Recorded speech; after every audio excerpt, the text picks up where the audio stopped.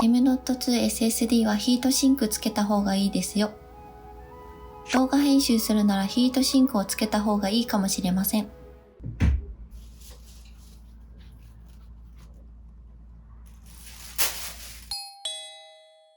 前回初めて自作デビューしたばかりですが、手が届く範囲で出費が止まりません。どうも皆さんこんにちは。前回初めて作成した自作 PC の動画でたくさんのコメントやアドバイスをいただきありがとうございます。その中で M.2 SSD にヒートシンクをつけるといいですよと教えていただいたので購入してみました。ヒートシンクの取り付けや検証動画はたくさん YouTube 上にアップされているので、検証しなくても結果はある程度分かってはいるんですが、私自身は初めてヒートシンクを扱うので実際に取り付けと検証を行ってみました。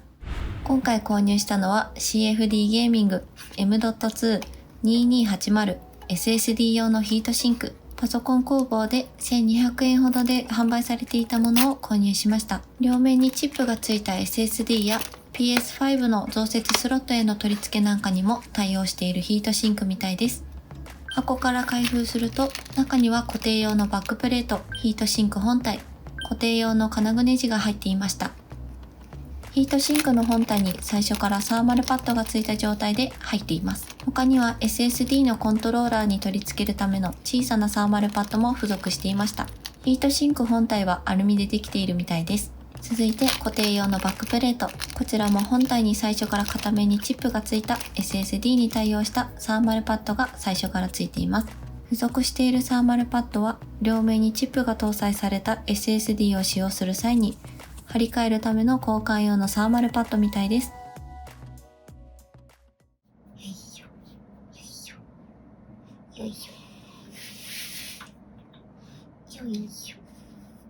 SSD 本体にヒートシンクを取り付けていきます。まず SSD についている製品シールを剥がしていきます。剥がしたシールは SSD 本体の保証書や製品のパッケージと一緒に保管してください。付属の小さなサーマルパッドを SSD のコントローラーに貼り付けていきます。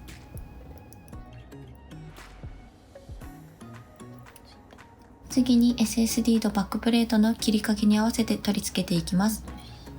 私が使用している SSD は片面にチップがあるタイプのものなので、そのまま取り付けが可能です。バックプレートに取り付けが終わるとヒートシンク本体を取り付けていきます。ちなみにロゴの向きがどっちでも問題ないみたいです。あとはネジを4箇所締めて完成です。完成したらパソコンの本体に取り付けて終わりです。それでは実際に検証していきます。外付けの SSD から 40GB の動画ファイルを SSD にコピーして温度の変化を見ていきます。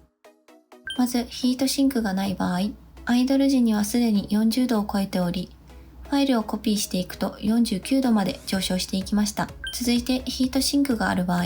アイドル時が35度と少しヒートシンクがない時より温度が下がったように感じます。同じようにファイルをコピーしていくと40度まで上昇しました。2つの温度変化を見ていくと、ヒートシンクがない場合と比べて、ヒートシンクがある場合の方が温度の上昇が少ない結果となりました。次に8分に編集した動画を書き出していきます。ヒートシンクがない場合は書き出しまでに40度から49度まで上昇していきました。そしてヒートシンクがある場合、43度から48度まで上昇していました。2つの温度変化を見てみると、こちらもヒートシンクがある場合の方が温度上昇が少ないという結果となりました。ヒートシンクを取り付けてみて、温度の上昇が限りなく抑えられたことが分かりました。ただヒートシンクをつけた状態だと温度の低下が遅いことに気がつきました。これはおそらく私のパソコンのエアフローが関係していて、ヒートシンク本体に風が当たっていないことが原因だと思うので、今後改善していきたいです。